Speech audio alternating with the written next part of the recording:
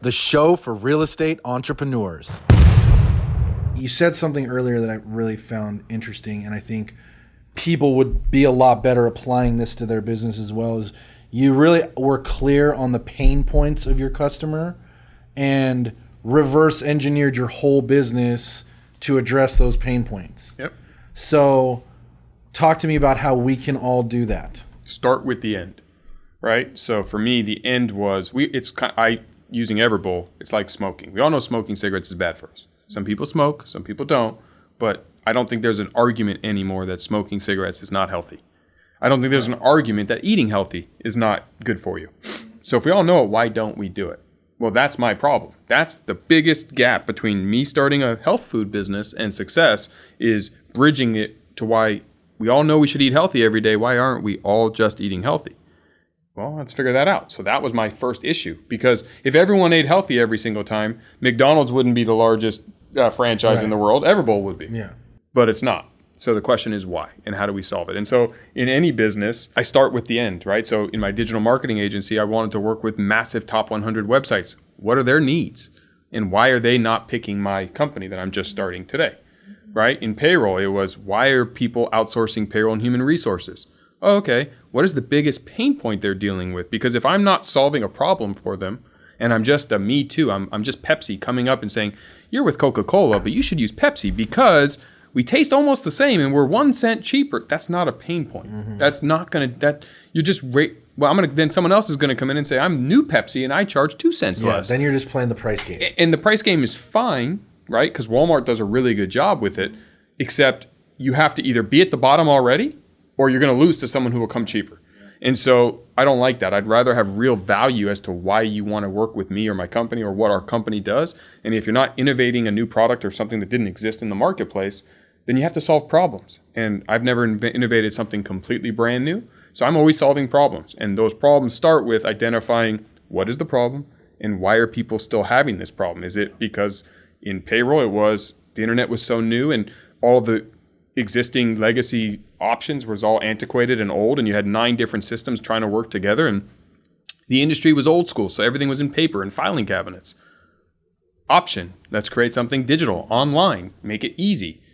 Well, it took a little bit of a learning curve, but that was what we raced to do, and that's why we were able to sell the company, because we were building an HRIS platform and skating to where the puck was going to be, not to where the puck was yesterday. Right. And I feel like too many businesses start with, I'm going to start this restaurant chain and I'm going to go hire 9 restaurant people that have been in the industry for 40 years. Great. And they're going to help us and we're going to do things exactly the same way as everbowl and we're going to copy everbowl. And I see copycats to my concept all the time, especially in my cities. And I see that they're basically doing exactly what I'm doing and trying to do it at the same level.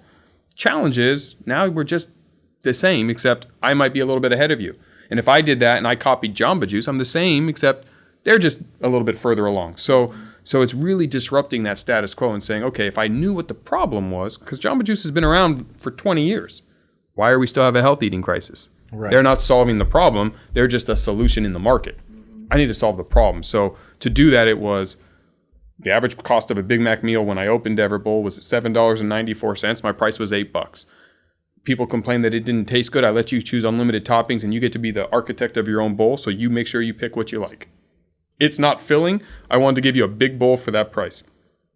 Accessibility. I need to open a lot of these. So I opened 27 stores in 3 years in my market because I wanted to put everbowl on as many corners as I could to make it affordable, filling, delicious, and accessible. And that was my everyday decision. That was my North Star. It was, does this help us achieve solving one of these 4 problems? Yes or no? No? Okay, then it better solve the unevolved lifestyle side. That's it. It was like, if it didn't solve these 4 reasons why people don't eat healthy, it better push our unevolved lifestyle initiative. And if it doesn't do that, we're not doing it. And it's very clear. So it became a binary decision-making process on a daily basis for the team, which is, okay, we want to implement this new thing. Does it address any of those? Nope, not interested. And we could stay focused and really grow and get 1% better at achieving solving those 4 problems and promoting the unevolved lifestyle. I love it. Yeah.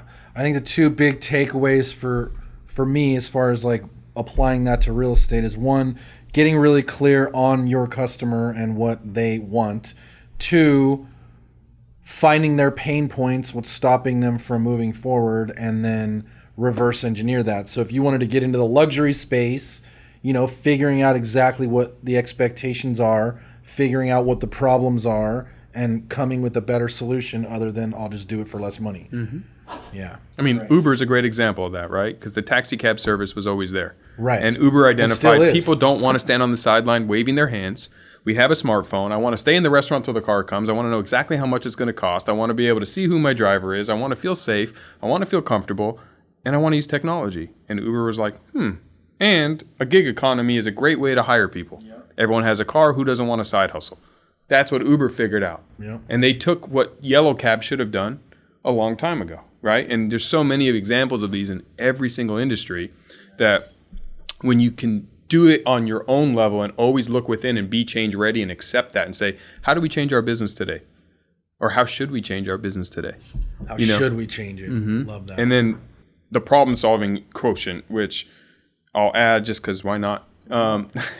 Which basically is so often people have a problem and they race to solve the problem, right? Restaurants cost too much to build. I need to raise more money because they're expensive. That's true. Restaurants cost too much to build. And if you raise more money, you could build more. But you're not solving the problem. You're just putting a Band-Aid on the problem. Yeah. Solving the problem is, why do restaurants cost so much? And how can I change the cost of restaurants? Right? Mm-hmm. And that's where my vertical integration approach and my serial entrepreneurship approach steps in and says, I'm going to do that. Which is back to looking at it differently, looking at it with fresh eyes. Because the traditional approach is always, well, I'll just raise more money. It's the easiest answer, but it's not solving the problem because, watch this, you do that and you open 3 restaurants while I focus on figuring out how to make them cheaper.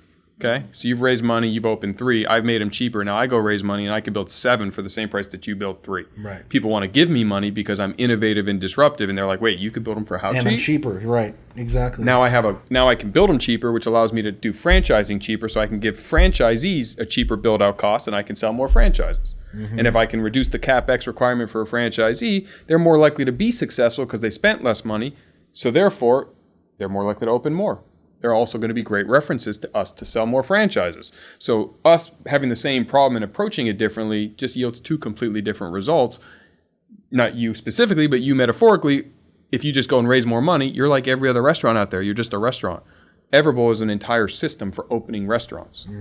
And we do it by promoting an unevolved lifestyle where we also import our own superfoods to help reduce the cost. So I went to Brazil and we went to Vietnam and we went to Nicaragua and we went to the locations where importing superfoods is done from, and we cut out the middlemen and middlewomen companies. And we really focused on driving down our food costs so we could pass that savings back to our franchisees or back to our stores and then back to our customers.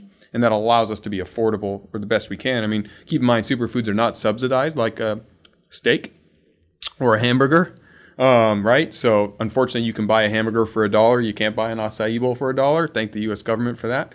Nothing I can do. However, what I can do is do the best I can to reduce that cost. And so that's where, again, how do we change our business? What problems are we solving? Vertically integrating as many components as we can allows us to do it. And it works for any industry. To watch this full Founders Club interview, click the link in the description below. And while you're here, don't forget to hit that like button and subscribe for future videos.